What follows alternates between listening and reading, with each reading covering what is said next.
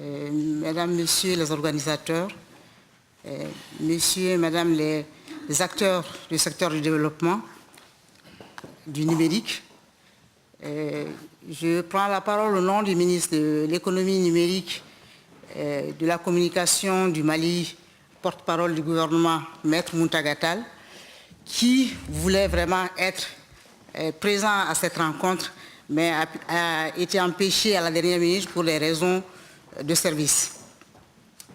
Je voudrais aussi vous assurer de la disponibilité de toute la délégation malienne que nous avons l'honneur de conduire ici à cette mission. Délégation constituée des institutions et puis des partenaires, des entrepreneurs au niveau du Mali. Permettez-moi de donner un peu la caractéristique générale du Mali, qui a une superficie de 1 241 340 km, avec une population de 17 millions, dont 80% travaillent dans le secteur de l'agriculture. On a un district, 10 régions, 40 cercles, 704 communes, 11 234 villages. C'est pour vous dire que le Mali aujourd'hui, compte tenu de la crise socio-politique que nous avions connue et que nous vivons jusqu'à aujourd'hui, a besoin du numérique à juste valeur.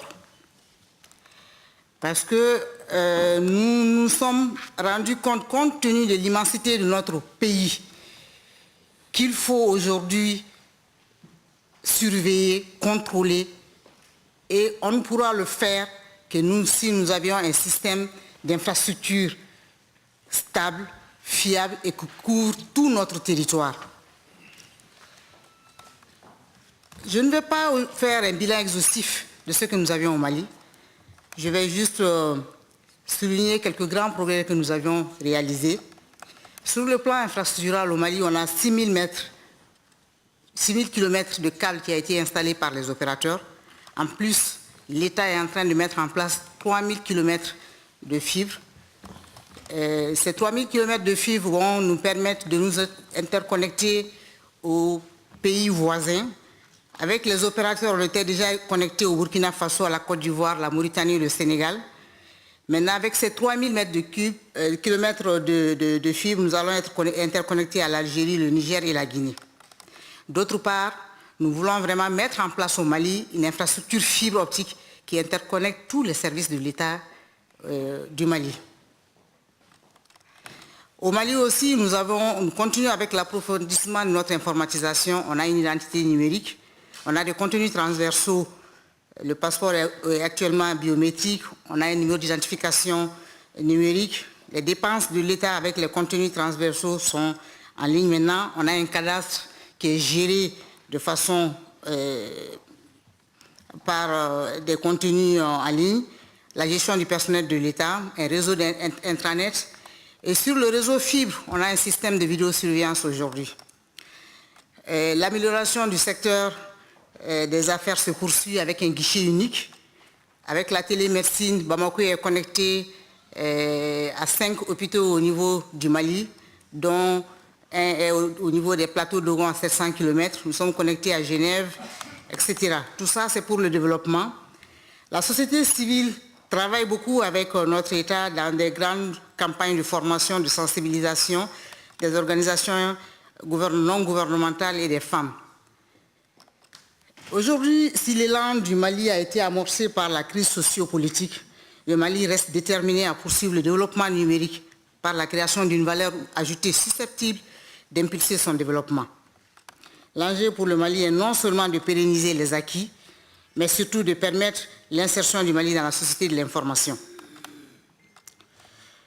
Maintenant, à la question comment utiliser le numérique pour faciliter le développement, je commencerai par dire que dans tous les pays du monde en général et dans les pays en voie de développement, les TIC constituent de nos jours l'un des moyens indispensables pour le développement social, économique et culturel de nos populations.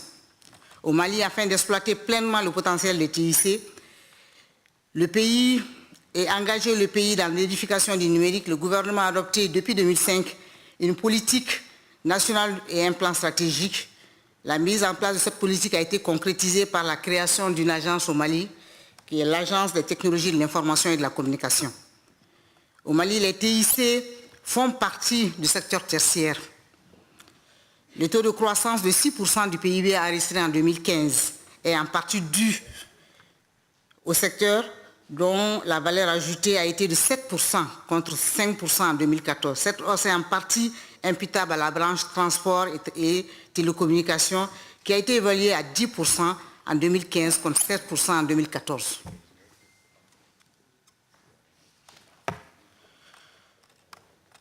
En termes d'activité opérationnelle de développement, aujourd'hui, Internet et le mobile money sont le développement économique et social du Mali. Sont pour le développement économique et social du Mali. En effet, le développement de la téléphonie mobile a favorisé l'émergence de nouveaux services TIC tels que l'Internet et les transactions financières.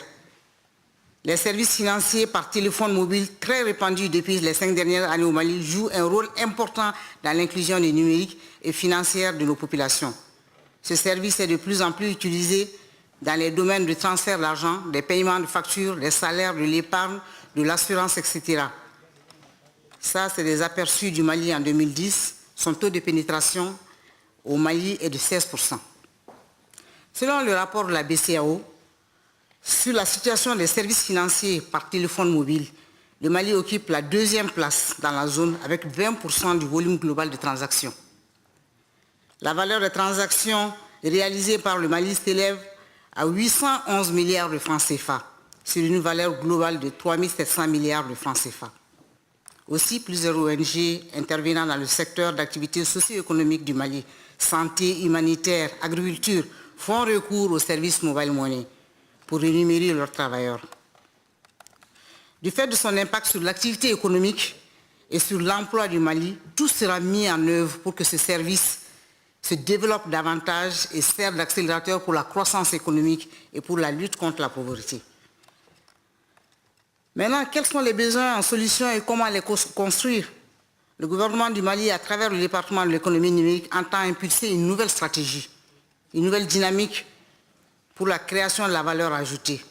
Pour concrétiser cette volonté, en termes de perspective, le Mali a approuvé le 15 février passé sa politique nationale de développement du numérique, dont il y a la version, tous ceux qui veulent, on peut vous les transmettre.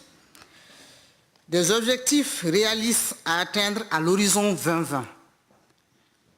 Des ressources suffisantes et adéquates seront mobilisées et une structure de gouvernance pérenne est en train d'être mise en place pour sa réalisation.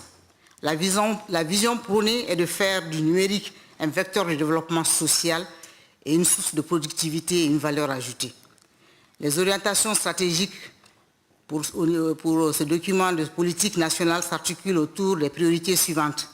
Permettre à tous les Maliens d'accéder au réseau et aux services. Développer la production et l'offre du contenu numérique. Développer et diversifier les offres des usages et des services dans l'administration publique, les entreprises et chez les privés. Développer l'industrie locale. Renforcer les savoirs au métier. Instaurer la confiance numérique.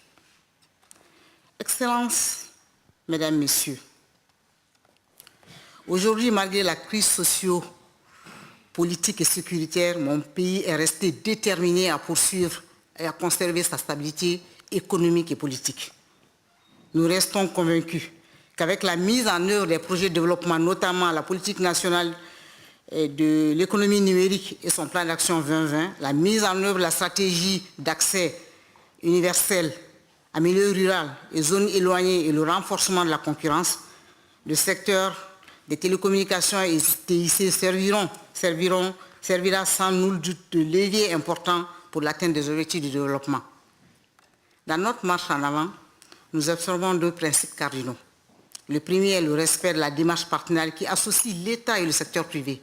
Le second est le souci d'insérer nos efforts dans notre vision sous-régionale et régionale, seul capable de contribuer au renforcement des capacités nationales de chacun de nos États africains.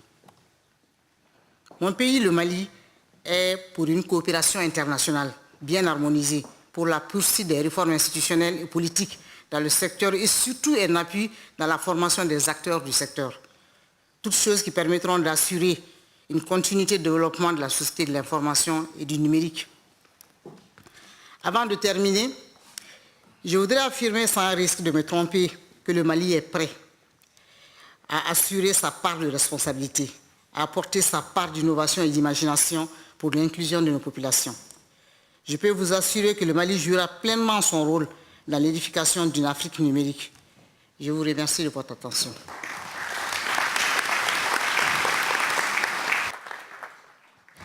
Merci beaucoup pour cette intervention. La Côte d'Ivoire et le Sénégal ont